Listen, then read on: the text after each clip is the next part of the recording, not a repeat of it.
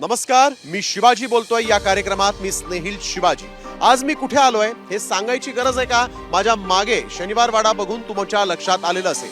पुण्यामध्ये आज आम्ही आहोत. पुण्यात महापालिका निवडणुकांनी आता चांगलाच रंग धरलेला आहे. या ठिकाणी पुण्यात कोण दादा असेल आणि दादा जनतेची सेवा करेल का हे पाहणं महत्वाचं आहे. आणि त्याचसाठी पुणेकर नेमकं काय म्हणतायत.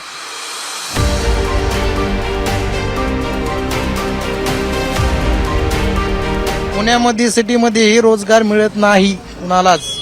बेरोजगार झालेले समज मुलं सगळे बेरोजगार. आपले म्हणजे सारे कंपनी वगैरे आपले सारे गुजरातला जाऊन राहिलेले आहेत. पहिल्याच्या पुण्याचं आताच्या पुण्यात जमीन आसमानचा फरक.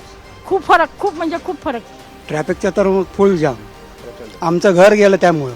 एक सिग्नल सोडायला 10 ते 15 मिनिटं एका वेळेला थांबायला लागतं.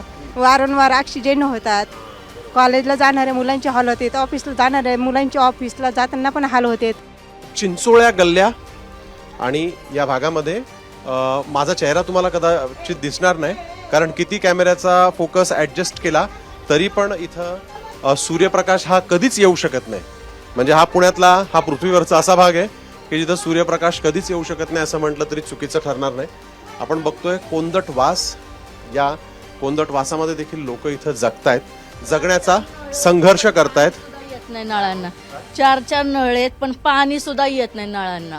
माझ्या घरात पाणी शिरत तरी ते लोक लक्ष देत नव्हते. तेव्हा काय येतात, नुसती मतदान करायच्या टायमाला येतात, बाकी तोंड दावत नाही. 5 वर्ष तोंड दावत नाही. ते भांडे वाटा, ग्लास वाटा ह्याच्यामध्ये नागरिक खुश नसतं.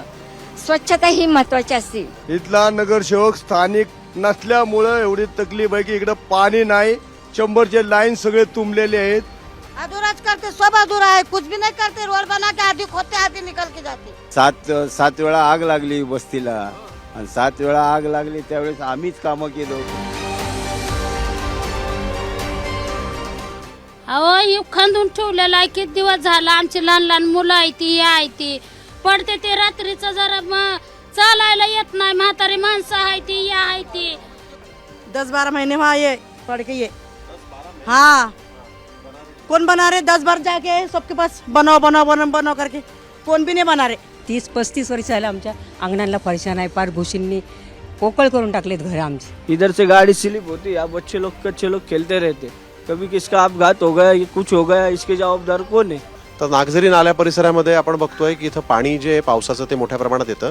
इथं हे लहान लहान लेकरं आपण बघतोय कशा पद्धतीनं खाऊ खात घरातून बाहेर पडतात. अतिशय अस्वच्छ असा हा भाग. इथं आम्हाला पाण्याचा त्रास आहे. पाऊस आला म्हणजे पावसाचा त्रास आहे. ह्या झाडांचा त्रास आहे आम्हाला. तरी आम्ही किती जणांना तक्रार, कुणी इथं मच्छर मारायचं औषध मारत नाही ना, काही नाही, काहीच करत नाही. देंगेच नहीं वोट बेकार कर डालेंगे ना हम. जब हमारा काम नहीं हो रहा तो हम वोट क्यों देंगे?